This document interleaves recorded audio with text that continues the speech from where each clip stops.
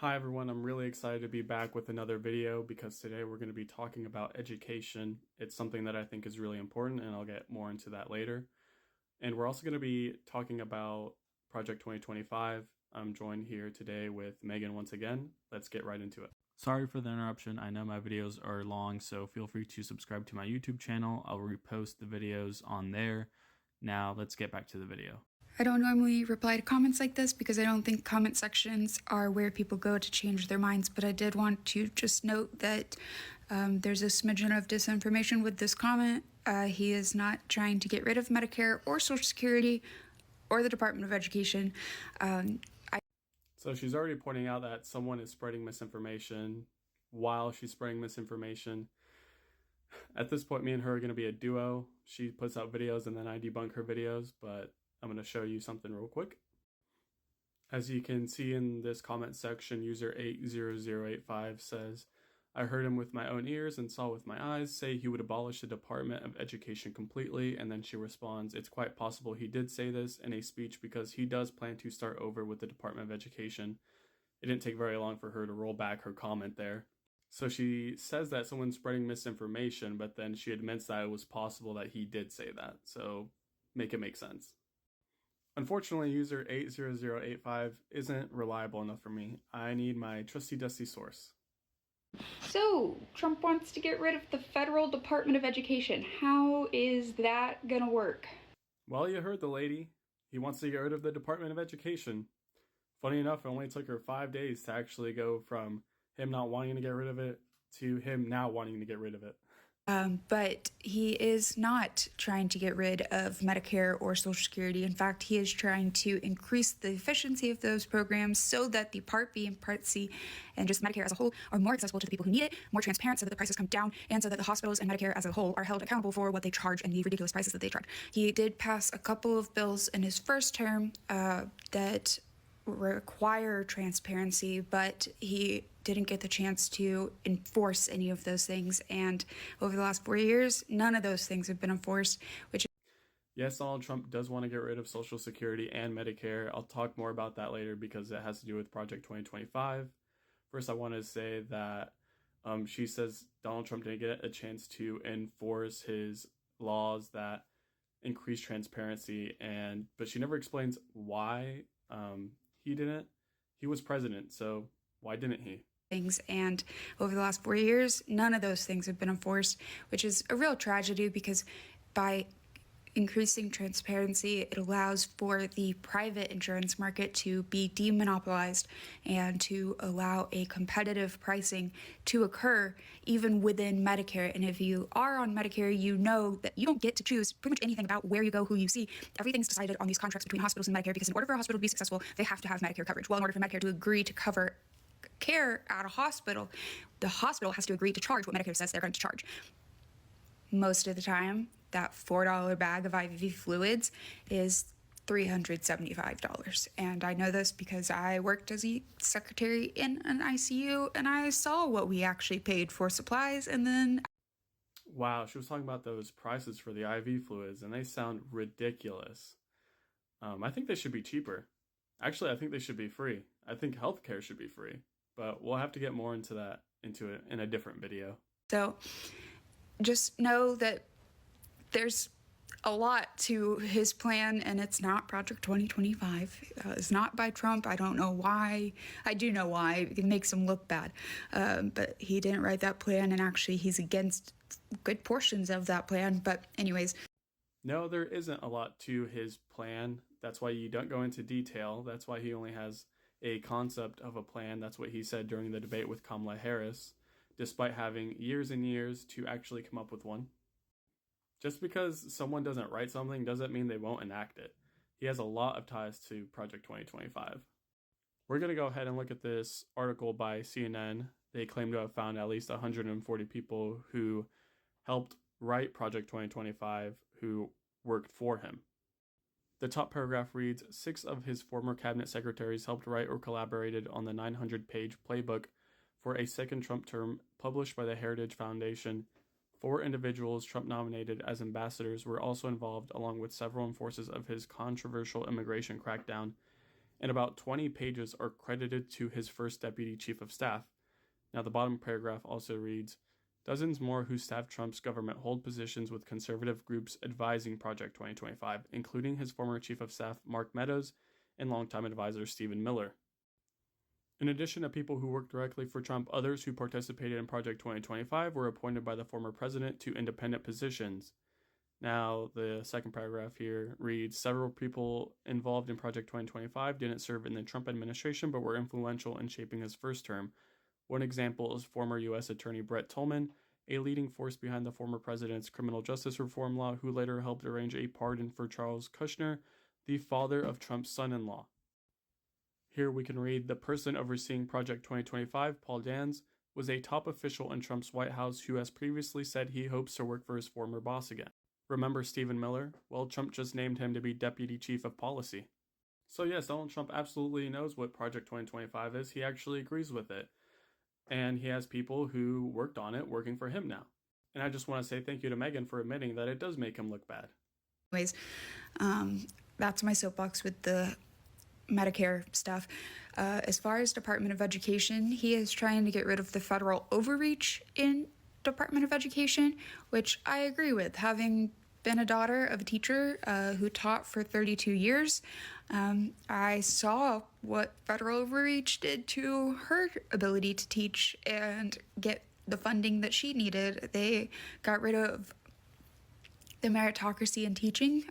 Luckily, she was grandfather claused in, but basically the federal government got rid of giving bonuses to teachers for getting a master's degree or a specialist degree or a doctorate. They used to get raises for those things, and it used to allow them to want to be better at their job.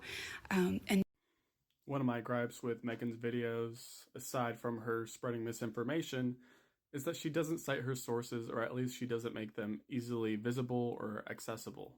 For the sake of this video, we're going to take her at her word and assume that she's telling the truth about federal overreach. We're going to assume that she told the truth when she said that they got rid of bonuses for teachers with more advanced degrees. So with that in mind, it sounds absolutely terrible that the government would get rid of these bonuses for teachers with more advanced degrees, because these teachers are better at their job, right? Actually, there's no evidence for that.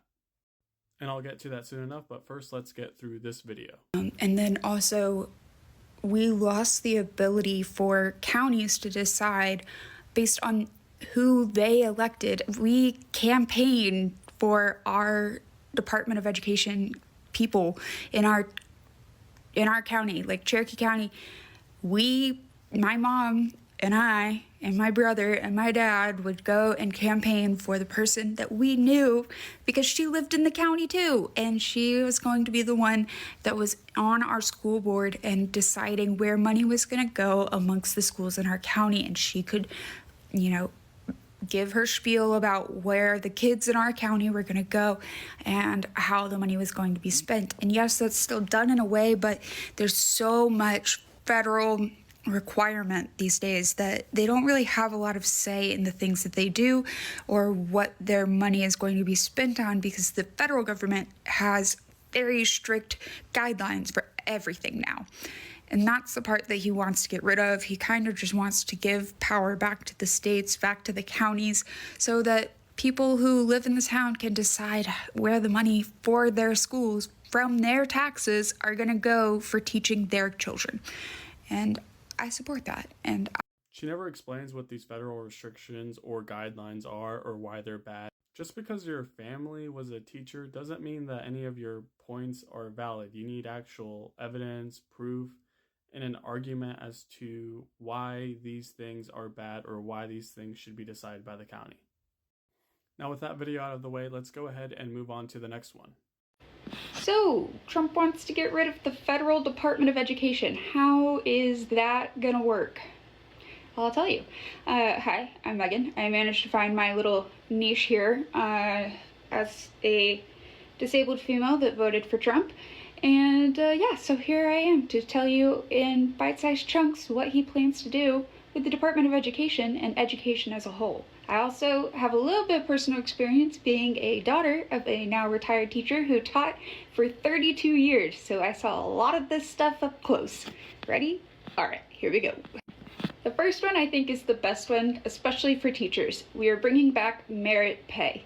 Thank goodness. So merit pay essentially is if you get an advanced degree, you get a nice hefty raise with that degree, which is how it should be. They took this away a while back. Luckily, my mother was grandfather claused in. When she got her master's, she got a nice bump in pay. When she got her specialist, she got another bump in pay. And now she was able to retire on a livable salary. You know, she didn't have to work a gajillion other jobs. She was able to live off of the salary because she put in the work. She put in so much work. So to have that incentive for teachers to go back to school and keep learning about the subjects they're teaching and the different methods and different scientific processes that are, you know, coming to light of how kids respond, how kids' brains work, all that stuff, to have the incentive to go back and keep learning and be students while they're teachers is huge. I think it's great to have incentives for teachers to continue their education. Obviously, the more that we can learn about kids and how their minds work, the better that we can teach them. The thing is, merit pay doesn't actually improve student outcomes. Let's take a look at how teacher credentials actually impact students using this article. Here it reads, in this paper we use a rich administrative data set from North Carolina to explore a range of questions related to the relationship between teacher characteristics and credentials on the one hand and student achievement on the other. Though the basic questions underlying this research are not new and indeed have been explored in many papers over the years within the rubric of the education production function, the availability of data on all teachers and students in North Carolina over a 10-year period allows us to explore them in more detail and with far more confidence than has been possible in previous studies. Ultimately, we are interested in determining what teacher-related policies are most likely to promote student achievement and to reduce achievement gaps between various groups of students, such as minority and white students, or low-income and more affluent students. Given that spending on teachers constitutes such a large share of education budgets, and that effective teachers are currently so unevenly distributed across classrooms, additional research on the link between teacher credentials is both valuable and important for education policy. Despite the fact that teachers are rewarded in the form of higher salaries for having a master's degree, the variable denoting having a graduate degree exerts no statistically significant effect on student achievement, and in some cases, the coefficient is negative. I also broke down their data from different degrees, so master's, advanced, and PhD.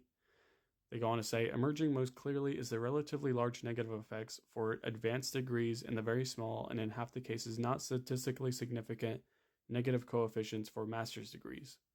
Thus, it appears that the negative effect in the basic model is more attributable to the advanced degrees than to the master's degrees. The large negative coefficient on the PhD variable for math is probably an anomaly given the small number of elementary school teachers with PhDs. One of the most counterintuitive findings to emerge from the basic models is the small or negative effects of having a graduate degree. A negative coefficient would suggest that having such a degree is not associated with higher achievement. So there you have it. More advanced degrees don't actually mean that you're a better teacher. This study, along with others, actually finds clear evidence that teachers with more experience are more effective than those with less experience. So essentially, teachers that have spent a lot of time teaching are better than new ones. That makes sense, right? Unfortunately, Donald Trump actually wants to get rid of teachers who have spent a lot of time teaching. We're going to be taking a look at this ABC article. Make sure to remember it because we're going to come back to it later. Here it reads, Trump's Agenda 47 also anticipates an end to teacher tenure laws. These laws are described by the United Federation of Teachers as state laws that prevent a school district from dismissing a tenured teacher without due process. Most states have tenure laws in place, however, at least 10 states have zero or limited tenure laws, according to the National Education Association.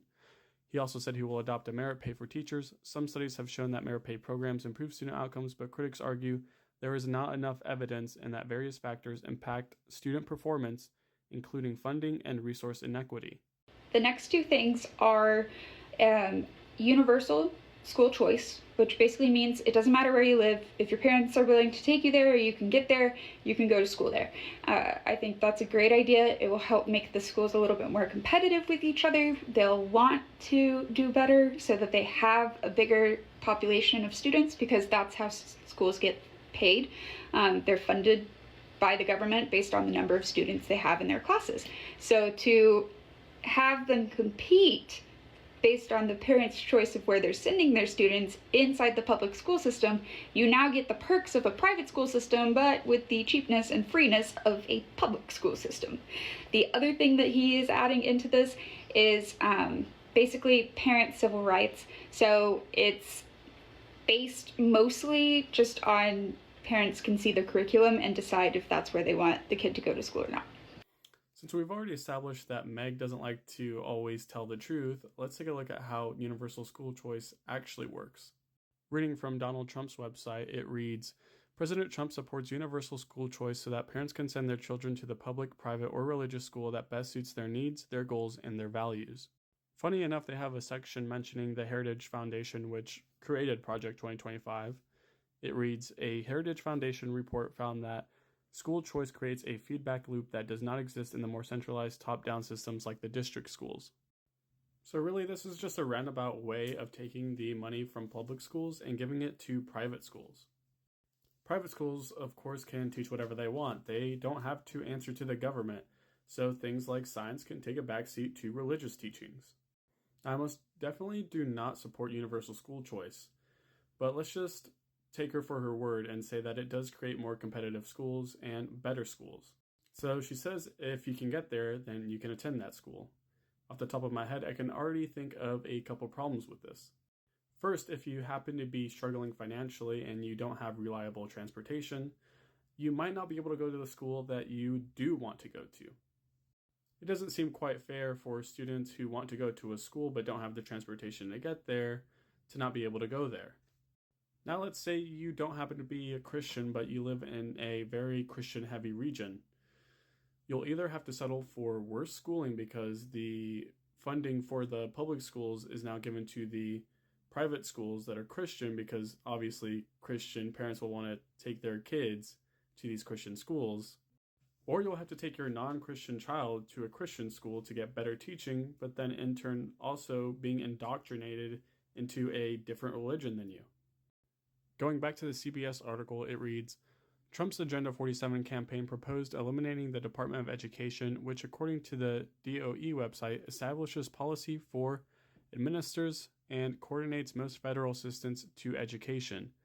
The DOE, established by President Jimmy Carter, provides programs such as Title I funding for low-achieving or high-poverty K-12 schools in need of support, as well as Pell Grants for undergraduate students in high financial need. So Donald Trump wants to take the money where it's needed most and give it to these private schools. All that's going to do is make public schools that much more worse. And now for the big one. He wants to get rid of the Federal Department of Education. When it was first put in place, it was a good thing. We did really well in competition with other nations. Now we're at the very bottom of all lists when it comes to core competencies. So what he wants to do is create a reward-based program that the states will run, and counties that follow certain things or don't follow certain things will either gain funding or lose funding based on these little, criteria. Meg, I'm going to have to politely ask you to stop spewing these lies. I'm not angry. I'm just disappointed. Actually, no, I am angry. This is a blatant lie that's been perpetuated by Elon Musk using this meme. It reads, in 1979, I created the Department of Education. Since then, America went from first to 24th in education. There were actually a few tests that were administered worldwide to take a look at how different countries fared against their peers in education. Let's take a look at the data. Let's take a look at the first international mathematics study test scores for 13-year-olds. As you can see, this data is actually from the 1960s, so this was before the Department of Education was created. And as you can see, we're second from the bottom.